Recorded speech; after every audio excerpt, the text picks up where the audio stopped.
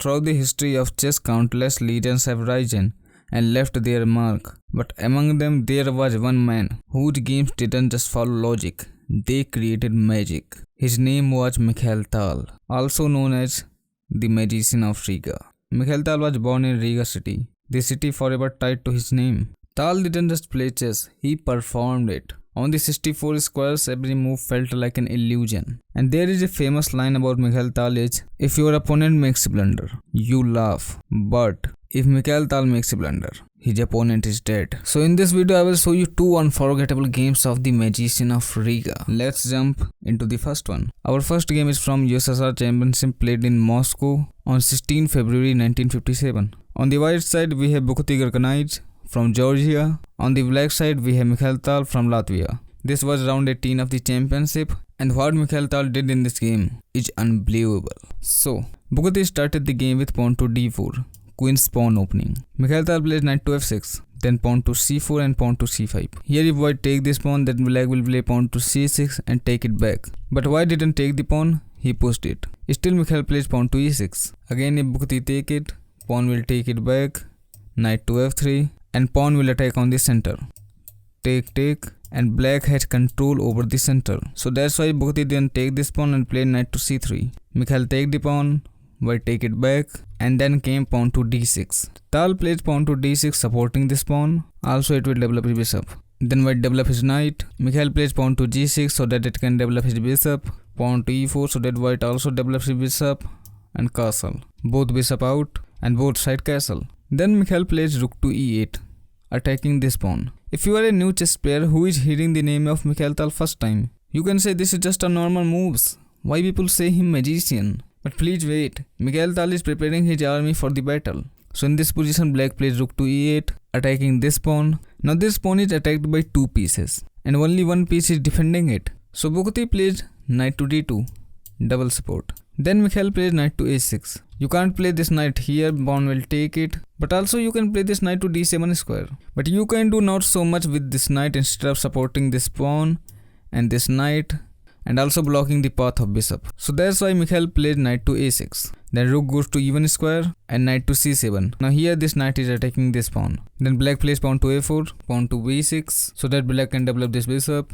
And Bukti plays queen on c2 square. And now pay your attention because magic is going to start. Mikhail Tal plays knight to g4. This is not a free knight, bishop is protecting it. So Bukti plays pawn to s3, kicking out knight. And here, Magician of Riga sacrificed his first piece, knight on f2 square. I already told you, pay your attention, because from here, you will see only one thing, magic. Bukti take the free knight, and then Mikhail Tal plays queen to h4 check. Bukti can't play king to g1, otherwise it will lose his rook. So he played king to f1. Then Mikhail Tal plays bishop to d4 so that it can go for checkmate. Bukti plays knight to d1, means Mikhail Tal will go for checkmate, the knight will take it back. And now in this position, most craziest move is going to happen. Okay, let's create some suspense.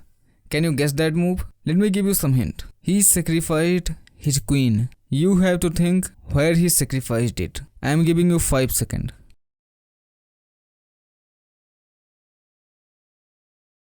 He sacrificed his queen to h3 square. If white take this queen, then it will be bishop to h3 checkmate. King can't move here. These 2 squares are blocked by bishop, and also this diagonal is blocked by this bishop. But Bukti noticed this checkmate threat and he played bishop to f3. Now here white can easily take this queen, and if white try to do checkmate, then king can easily escape. Then Mikhail played h2 square, saving the queen, and Bukti plays knight to e3, blocking the bishop diagonal. Then Tal plays pawn to f5, again a very savage move. If pawn take it, then queen h1 check, knight here, rook e3 check, king here, and checkmate. But again Bukti didn't take the pawn. He played knight to c4, targeting this free pawn. Pawn takes, bishop takes back, and then Tal developed his light square bishop. Bukti brings his bishop back on f3 square so that it can defend the knight. Then Mikhail plays rook to e5. Knight can't take the rook because it is pinned. Bukti plays rook to a3, giving this knight 1 protection, 2 protection, 3 protection, and 4 protection. Because let's say that knight will move any square, then it will be checkmate. King can't move to this square, attacked by bishop. So that's why this knight is very important. Mikhail connected his both rooks and also attacking it. Bukti developed his dark square bishop. Then Tal take the pawn, bishop take it back and give check, rook take it. White plays king on e2 square. Bishop takes knight, rook takes knight, and then came the most brilliant move, bishop to c4 check. And you know what? White resigned after this move. Can you guess why this is the most brilliant move? Let me explain. In this position, White has only 5 ways to protect his king. Let me explain each one by one. Firstly, let's talk about queen to c4. Then queen g2 check. Only one move left, king to d1 and checkmate. Let's go back. Alright, let's talk about queen to d3. Then rook a3 check. Bishop take it. Queen g2 check. King goes to d1 square. Rook take the queen. King c1. Bishop b3. So that queen c2 checkmate. There is only one way to delay the checkmate.